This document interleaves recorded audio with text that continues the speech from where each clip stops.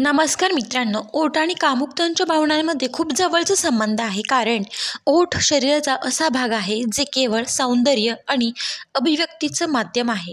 मित्रांनो, या उलट भावना आणि इच्छेचं प्रतीक आहे.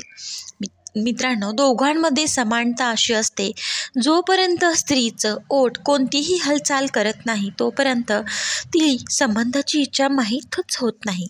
मित्रांनो, स्त्रीचं हसणं आणि तिच्या ओठांमधून दिसून येतं हे फक्त तिची आंतरिक खुशी नाही तर प्रेमाचे खरे रूप दर्शवतं. मित्रांनो, ओठांचे काही असे इशारे आहेत ज्यावरून तुम्ही समजू शकता की तिच्या मनात सध्या काय सुरू आहे.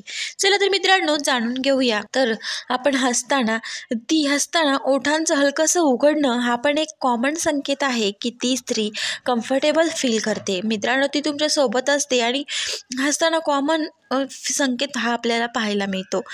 सकारात्मक मूडमध्ये आहे आणि स्नेह, रुची, इशारा दर्शवते. ओठांनी हलकीशी फुंकर मारून बाहेर काढणं हा चंचलता आणि लक्ष वेधून घेण्याचा संकेत आहे. हा संकेत खास करून त्यावेळी पाहिला जातो कोणतीही स्त्री एखाद्याला प्रभावित करू इच्छित असते. ओठांना हलका टच करणे. जर एखादी स्त्री तिच्या ओठांना बोटांनी चिमटी काढत असेल किंवा टच करत असेल तर हा संकेत असू शकतो की ती कोणाच्या तरी उपस्थितीमध्ये आकर्षित फील करते. ओठांना सारखं ओलं करणे. मित्रांनो, हा नर्वसनेस किंवा आकर्षणाचा संकेत असतो. हे इशारे मित्रांनो म्हणजे लिपस्टिक ठीक करणे किंवा सारखी लावणे. जर एखादी स्त्री सारखी तिच्या ओठांवर लिपस्टिक लावत असेल तर ती स्वतःला आकर्षित बनवण्याचा प्रयत्न करते. हा तिचा आत्मप्रसूतीचा भाग असतो.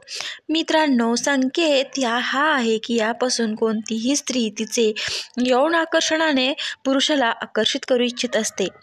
मित्रांनो, हे आहेत ते इशारे जेव्हा स्त्री पुरुषाला देत असते. मित्रांनो, व्हिडिओ आवडला असेल तर लाईक करा, शेअर करा आणि चॅनलला सबस्क्राईब करायला मात्र विसरू नका.